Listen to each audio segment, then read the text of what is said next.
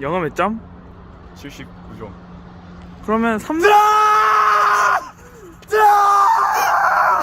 여러분, 제가 학원 운영만 10년 넘게 했고, 그리고 가르친 학생만 4,000명이 넘습니다. 근데 이런 학생들을 정말 많이 봤습니다. 참 마음이 안타깝죠. 그래서 오늘은 여러분들이 수능날 안정적으로 2등급을 받을 수 있게 하는 하방 높이기 공부법에 대해서 한번 말해보려고 합니다. 생각보다 정말 간단한데 굉장히 효과적입니다. 제가 가르친 학생들 중 요거 시키는 대로 그대로 한 학생들은 다음 모의고사에서 최소 1등급은 올랐어요. 하방 높이기 공부법의 핵심은 반복하는 말 속가내기입니다. 제가 10년 이상 수능 영어를 가르쳤는데 진짜 이걸 잘하게 되는 순간 영어는 기본 2등급은 무조건 먹고 들어갑니다. 보통 한 문제 차이로 79점을 받는 직원들은 대부분 항상 이렇게 얘기해요. 선생님, 저는 제목만 틀려요. 선생님, 저는 요약 문제만 틀려요. 무관한 문장이 어려워요. 대부분의 학생들이 나는 특정 유형만 틀린다고, 그 부분만 어렵다고 얘기하거든요. 물론 그럴 수 있고 그렇게 느낄 수 있다라고 저는 생각을 합니다. 하지만 이 점수대의 친구들이 가장 본질적인 것 하나를 놓치고 있습니다. 독해 유형 중 대다수 묻고자 하는 것에 표현만 조금 다를 뿐이지 이 모든 유형들을 관통하는 개념은 딱 하나입니다. 반복이에요. 수능에 나왔던 문장들을 갖고 예를 한번 들어볼게요. 문장 보시면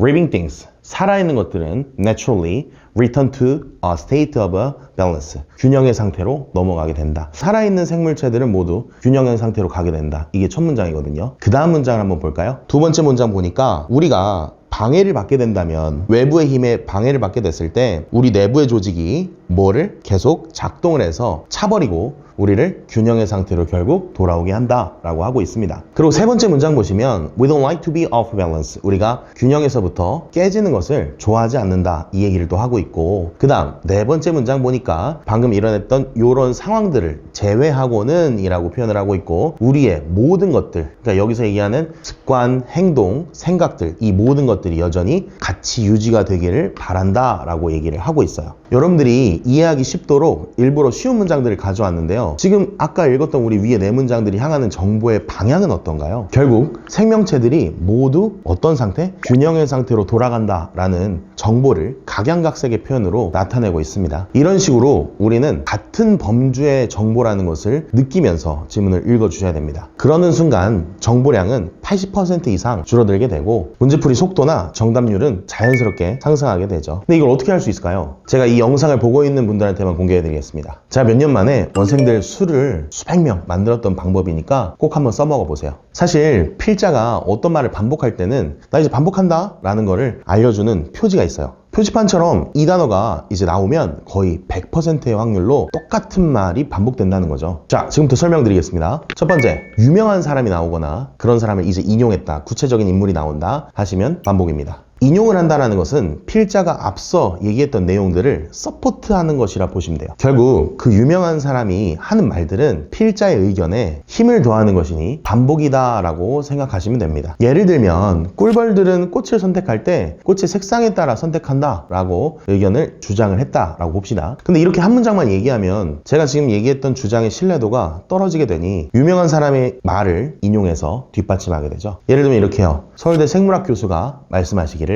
곤충 관련 유명한 과학자가 다음과 같은 발견을 하였다. 구체적인 인물이나 유명한 인물이 지금처럼 출연을 하게 되는 상황이라면 같은 방향의 내용이 반복되고 있구나 라고 생각하시면 되겠습니다. 두 번째, 연결사를 제시한다. 첫 번째 연결사부터 말씀드려볼까요? In other words 있고 that is, 이런 연결사들 있죠? 이런 연결사들 역시나 반복을 의미하죠. 앞서 했던 말을 다르게 표현해서 주는 것이거든요. 근데 이건 사실 누구나 다 알 수 있는 내용이라고 봐요. 예를 들어를 나타내는 연결사들, for example, for instance와 같은 내용들 역시나 반복을 나타내고요. 정보를 주고 그것에 대한 자세한 예시를 제시하는 것은 역시나 내용, 방향의 반복을 하는 것이죠. 그런데 예시를 나타내는 연결사뿐만 아니라 indeed, 정말로, 혹은 finally, 결국, 결론이죠. 같은 결이란 얘기예요. 그리고 insert, 요약해서 말하자면 이니까 앞의 내용들을 요약해서 정리해서 준다는 거죠. 이런 연결사들이 나오면 역시나 반복이구나 라고 하시고 넘어가셔야 합니다. 세 번째, when이나 if로 제시하는 문장을 확인하셔야 됩니다. when이나 if가 나오면 구체적인 상황을 제시해서 앞선 문장을 서포트해주고 사례를 더해주는 경우입니다. 이 또한 반복이라 생각하시면 됩니다. 네 번째, 제가 봤을 땐 가장 중요해요. 포괄과 구체의 범주를 확인해야 된다. 그것을 반드시 파악해야 된다. 여러분, 포괄적이다랑 구체적이다라는 것을, 이 개념을 반드시 이해하셔야 돼요. 예를 들어 보겠습니다. 난 딸기를 좋아하고 사과를 좋아하고 배를 좋아하고 복숭아를 좋아하고, 자, 생각 떠올려 봅시다. 이 친구가 좋아하는 게 궁극적으로 뭘 좋아하는 걸까요? 과일을 좋아하는 거겠죠. 이렇듯 구체적인 항목들, 딸기, 포도, 사과, 복숭아, 이거를 좋아한다는 표현과 동시에 이 모든 항목들을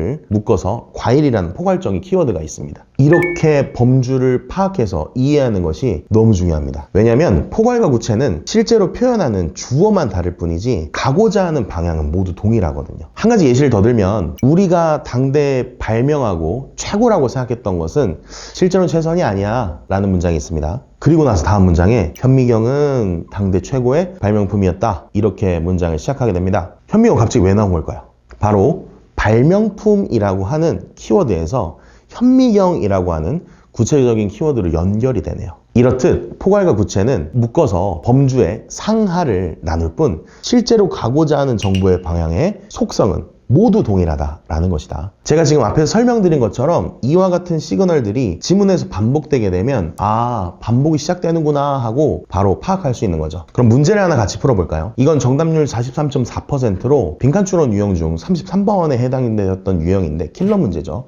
상당히 어려웠던 문제입니다. 이 문제에 앞서 제가 말했던 방법을 한번 적용해 보시면 상당히 쉽게 문제가 풀린다는 것을 파악하실 수 있을 거예요. 자, 문제를 한번 같이 봅시다. 지금 이 빈칸에 들어갈 말을 찾아야 되는데 이 지문은 처음부터 끝까지 반복을 나타내는 글이었습니다. 여기 잘 보시면 빈칸 문장 뒤에도 in other words고, 저희는 풀이라기보다는 이 부분이 반복됨을 느끼면서 내가 이거를 사실 제대로 안 봐도 되겠구나 라는 거를 파악하시면 문제 정보 잡는 게 큰 문제가 없다라는 거죠. 그럼 여기 첫 줄부터 이제 보시는데, 저는 처음에 여기 나와 있는 because에다도 동그라미를 칠 겁니다. 이유는 because는 원인과 결과를 나타내는 워딩인데, 지금처럼 인과를 나타내게 되면 앞 내용과 뒷 내용의 결이 같을 수밖에 없어요. 그렇기 때문에 일단 내가 앞의 내용을 정확하게 읽는지, 아까 제가 결과 시그널 말씀드렸죠. 앞 내용 파악하신 다음에 이어가시면 돼요.